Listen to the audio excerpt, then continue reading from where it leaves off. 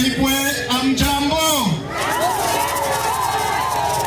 Abanyanyabibwe hirya no hino mukomere. Murakomeye cyane. Nitaomba viongozi wangu, waheshimiwa magavana, ili wazazi wangu ambao mko hapa, kwani hapa ni wazazi wangu, si ndio hivyo? Kuna wenyewe wanijue watie mikono juu. Na wewe wananijua mtie juu. Yani 80% mnanijua.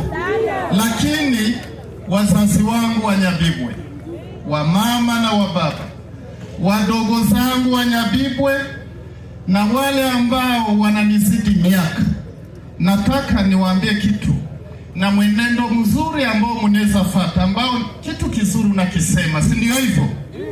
Leo nikiwa komanda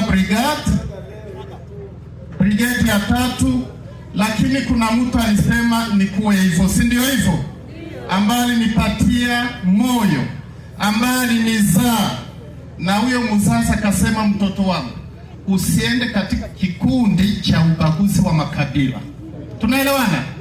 Hari umubyeyi wampanuriye avuga ati ntukazaje mu gikundi cyari cyo cyose kivangura amoko.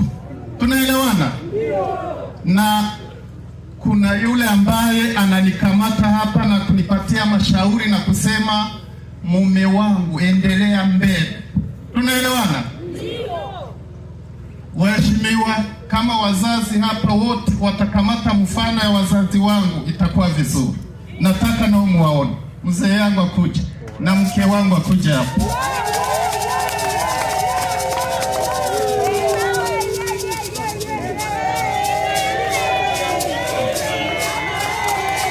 Huyo ndio mzazi amenizaa. Na huyo ndio mke wangu. Halafu mzazi wangu anasema utetee kabila zote. Tumekuta na upendo, anaishi na makabila zote na hakukuwa na ubaguzi. Alafu na sisi akatufundisha hivyo.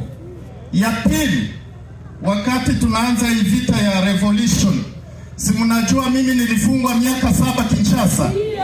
Lakini mke wangu alisema wakati nafunguliwa, fanya iwezekanavyo yote utoke Kinshasa ukute wenzako Sabienyo Charles, ili muendelee kupigania na muondoe ubaguzi.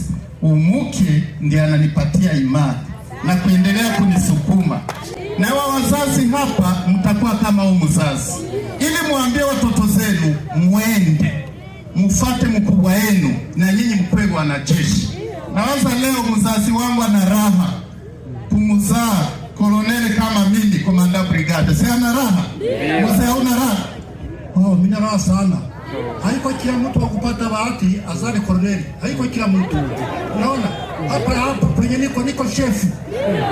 Niko mbinguni ni muzarani kamuita Nsabimana. Nsabimana mnayo vile nafasiria. Omba Mungu. Nimuomba Mungu kanipa Nsabimana.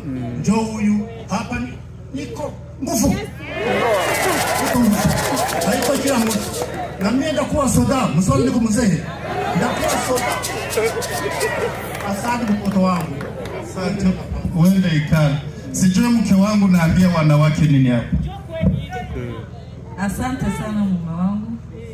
Wamama kama mimi na watakia kukua masere kama mimi. Waume waende kazini, sisi tuchunge watoto.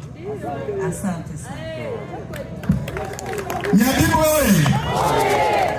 Ya kumalizia bila kupewa muda, Nyabibwe ni fasi ambapo nakuwa nasema ama Kalehe hakuna ubaguzi.